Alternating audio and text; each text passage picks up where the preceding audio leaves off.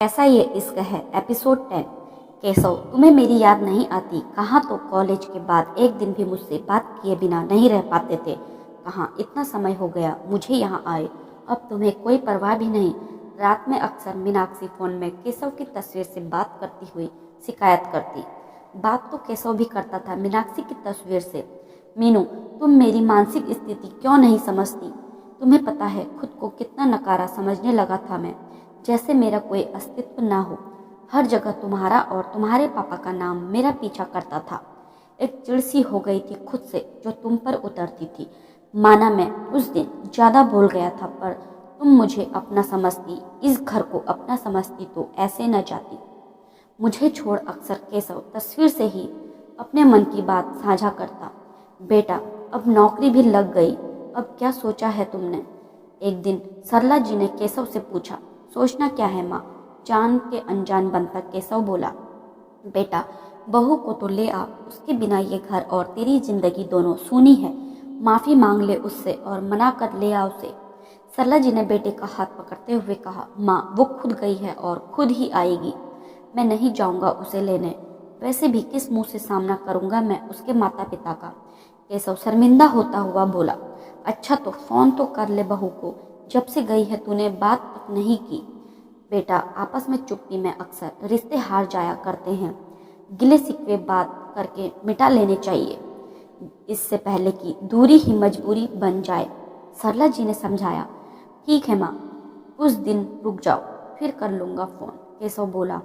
इधर मीनाक्षी के घर दी जीजू आपको कॉल भी नहीं करते क्या? क्या बात है, तंग आ गए क्या वो आपसे इतने से दिनों में? माधव उसे छेड़ते हुए बोला।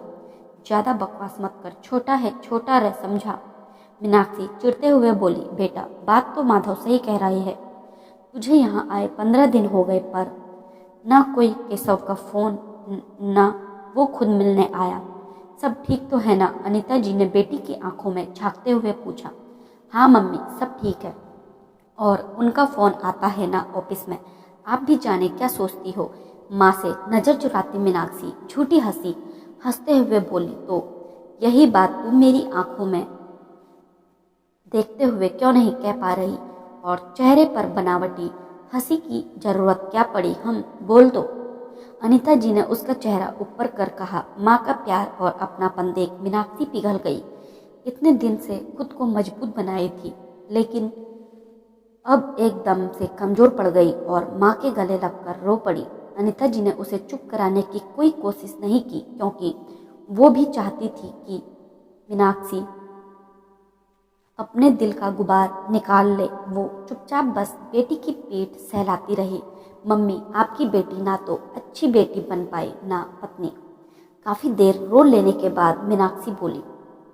ऐसा किसने कहा तुझसे कि तू अच्छी बेटी या पत्नी नहीं है? बेटा, केशव ने जो कुछ किया वो बहुत गलत था, जिसके लिए शायद हम उसे कभी माफ़ ना करें। पर यहाँ बात तेरी है, तू क्या चाहती है? क्योंकि हमने तेरी शादी भी तेरी खुशी के लिए की थी, और आगे भी जिसमें तेरी खुशी हो बोल। अनीता जी प्यार से बोली। आप सब जानती हैं? मीनाक्षी आश्चर्य से बोली। हाँ, मैं क्या, तुम्हारे पापा भी सब जानते हैं, बल्कि वो तो केशव से गुस्सा भी बहुत है और नहीं चाहते तू उस घर में वापस जाए। अनीता जी बोली। मम्मी, मैं केशव से बहुत प्यार करती हूँ, वो भी मुझे प्यार करता है, पर पता नहीं क्यों वो समझने को तैयार नहीं, और मेरे बर्दाश्त की भी हद खत्म हो गई, तो मैंने वो घर छोड़ना उचित समझा। मैं जानती हूँ मम्मी, मैंने अपनी पसंद से शादी की थी, पर अब केशव वो पहले वाला केशव नहीं रहा। हर वक्त अपनी ईगो में रहना सीखना, चिल्लाना, ये पहले वाला केशव नहीं है। रोते हुए मीनाक्षी बोली। बेटा, केशव ने सच में बहुत गलत किया है। पता नहीं क्यों प्यार का दम भरने वाले कुछ पुरुष पति बनते ही बदल जाते हैं। सब कुछ पता होने के बावजूद भी उन्हें अपनी पत्नी का खुद से किसी भी तरह से आगे होना बर्दाश्त नहीं होता। तब वो अपनी भड़ास निकालते हैं, अपनी कमी अपनी पत्नी को नीचा दिखाकर छिपाते हैं। फिर उन्हें फर्क नहीं पड़ता सामने वाले पर क्या बीत रही हो, उन्हें तो बस उसे रुला आत्मसंतुष्टि मिलती है। अनीता जी ने कहा। लेकिन मम्मी, केशव ऐसा बिल्कुल नहीं था। 3 साल उसे परखा है मैंने, तभी बात आगे कदम बढ़ाया है।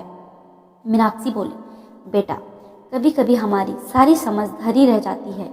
तू ये बता अब आगे क्या सोचा है तूने? अनीता जी ने बोला, मुझे कुछ समझ नहीं आ रहा है मम्मी। मैं आज भी केशव से उतना ही प्यार करती हूँ जितना पहले करती थी, पर अपने आत्मसम्मान की कीमत पर मैं उस घर खुद से वापस नहीं जाऊंगी। मीनाक्षी बोली, ठीक है बेटा, अभी केशव की नौकरी लगी है, देखते हैं वो कितना तुम्हें प्यार करता है। अगर ऐसा होगा तो वो खुद तुमसे संपर्क करेगा, तब सोचते हैं क्या करना है। तब तक आराम से रहो, यूं उदास रहकर कोई फायदा नहीं। अनीता जी बोली तो मीनाक्षी माँ से लिपट गई। अनीता जी ने सारी बात सुरेंद्र जी को बताई। बेटा सोई हो क्या? सुरेंद्र जी ने बेटी से खुद बात करने की सोची और उसके कमरे का दरवाजा खटखटाया। नहीं पापा, आ जाइए। मीनाक्षी जी जो कि बिस्तर पर लेटी थी उठते हुए बोली, कैसा है मेरा बच्चा? 2 दिन से काम से इतना मसरूफ था कि तुझसे बात भी नहीं हो सकी।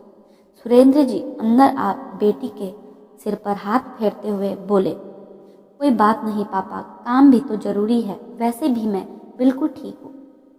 मीनाक्षी मुस्कुराकर बोली, बेटा सच्ची सच्ची बताओ, तुम्हें ये लगता है केशव तुम्हें लेने आएगा?